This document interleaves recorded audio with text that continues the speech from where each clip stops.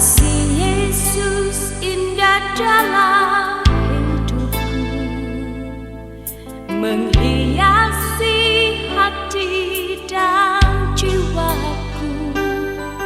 Ku tak dapat hidup tanpa kasih-Mu Tuhan. Pegang tanganku sepanjang jalanku. Kasih Yesus indah dalam hidupku, menghiasi hati dan jiwaku. Ku tak dapat hidup tanpa kasih. Salam saudara-saudari yang dikasihi Tuhan. Salam damai Tuhan kita Yesus Kristus menyertai kita. Hari ini kembali kita diundang untuk merenungkan firman Tuhan dalam renungan harian santapan jiwaku. Dan hari ini kita diundang untuk merenungkan sabda Tuhan, firman Tuhan dari Injil Matius bab 13 ayat 36 sampai 43. Mari kita mendengarkan firman Tuhan dan merenungkannya di dalam kehidupan kita. Inilah Injil Yesus Kristus menurut Matius. Pada suatu hari Yesus meninggalkan orang banyak lalu pulang. Para murid kemudian datang dan berkata kepadanya, "Jelaskanlah kepada kami arti perumpamaan tentang lalang di ladang itu." Yesus menjawab, "Orang yang menaburkan benih baik ialah anak manusia. Ladang itu ialah dunia. Benih yang baik adalah anak-anak kerajaan, dan lalang adalah anak-anak si jahat. Musuh yang menaburkan benih lalang ialah iblis. Waktu menuai ialah akhir zaman, dan para penuai itu malaikat. Maka seperti lalang itu dikumpulkan dan dibakar dalam api, demikian juga pada akhir zaman, Anak manusia akan mengutus malaikat-malaikatnya, dan mereka akan mengumpulkan segala sesuatu yang menyesatkan, dan semua orang yang melakukan kejahatan dari dalam kerajaannya. Semuanya akan dicampakkan ke dalam dapur api. Di sanalah akan terdapat ratapan dan kertak gigi. Pada waktu itulah orang benar akan bercahaya seperti matahari dalam kerajaan Bapa mereka. Siapa bertelinga, hendaklah ia mendengarkan. Demikianlah Injil Tuhan.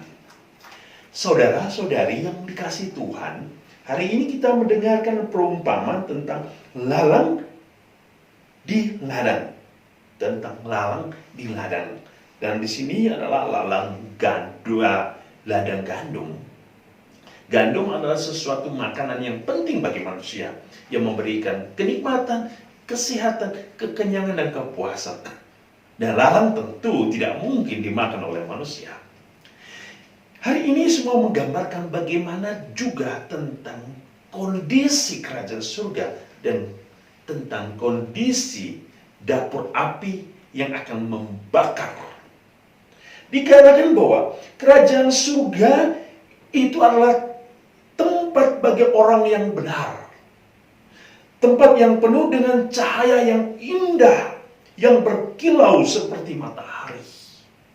Tetapi dapur api adalah suatu tempat yang dimana ada ratapan dan kertak gigi, ada kehancuran, ada kegelisahan, ada kekhawatiran, ada kecemasan. Dan gambaran lalang di ladang mau menunjukkan kepada kita bahwa bagaimana anak-anak kerajaan hidup di antara anak-anak si jahat. Dan di dalam kehidupan dunia ini, kita tidak akan pernah jauh, bahkan tidak akan pernah terlepas dari kejahatan. Tetapi bagi anak-anak terang, anak-anak surga,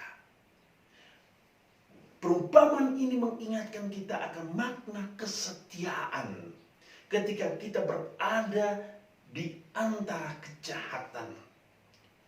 Apakah sebagai anak-anak terang kita masih setia untuk melawan godaan, cobaan, dan kejahatan di dunia ini?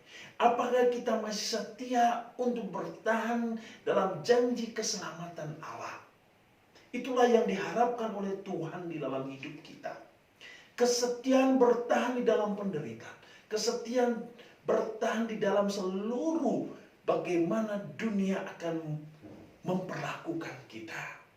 Mungkin dianiaya, mungkin difitnah, tetapi anak-anak terang akan bertahan. Sebab kekekalan akan keselamatan diberikan. Ketika Tuhan memberikan perumpamaan, Ia selalu berbicara tentang kekekalan dari kehidupan. Bahwa kerajaan surga memberikan kekekalan, keabadian akan kebahagiaan. Tetapi dunia tidak pernah akan memberikan kita kebahagiaan sejati. Maka sebagai anak-anak terang, kita harus selalu diingatkan bahwa kerajaan surga adalah cahaya yang akan memberikan kita kehidupan abadi. Kita adalah anak-anak surga. Dan hidup kita harus menjadi terang bagi dunia.